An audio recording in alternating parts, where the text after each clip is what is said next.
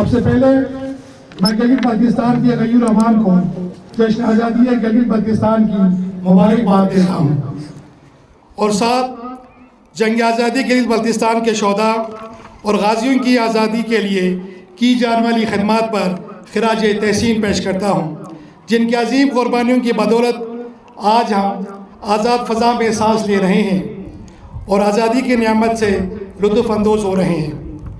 गिलगित बल्तिस्तान के गयूर अवाम को इस्लाम और पाकिस्तान के साथ वालियाना मोहब्बत है और जब 14 अगस्त 1947 को इस्लाम के नाम पर पाकिस्तान का क़याम अमल में आया, जिसमें तमाम मुसलमान मुकम्मल मजहबी आज़ादी के साथ इस्लाम के सुनहरे उसूलों के मुताबिक अपनी ज़िंदगी गुजार सकते हैं, तो इस खत्ते के मुसलमानों में भी जज्बे आज़ादी को तक़वियत मिली।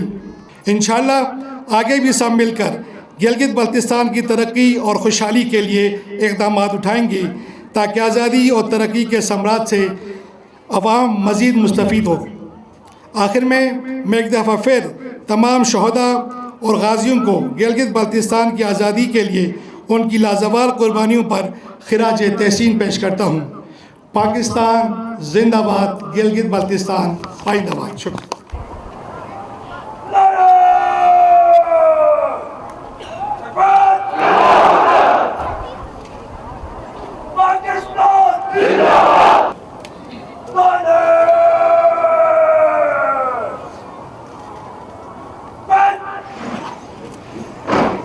दबा के चलते हैं इन मुजाहिदों की कनात नदर हाल में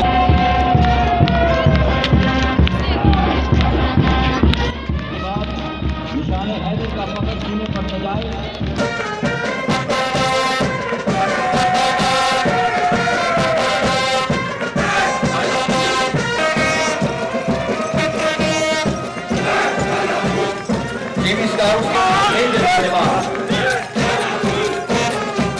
हमने भविष्य के तहफ़्फ़ुज़ की कसम खाई है, अपने मखसूस भरपूर नज़्म के साथ कहने वाले सभी का दस्ता जिसकी क़यादत में सलामी के चमूने ये तो चलती है, तो इस कौम की मुस्तक़बिल का ज़ामिन।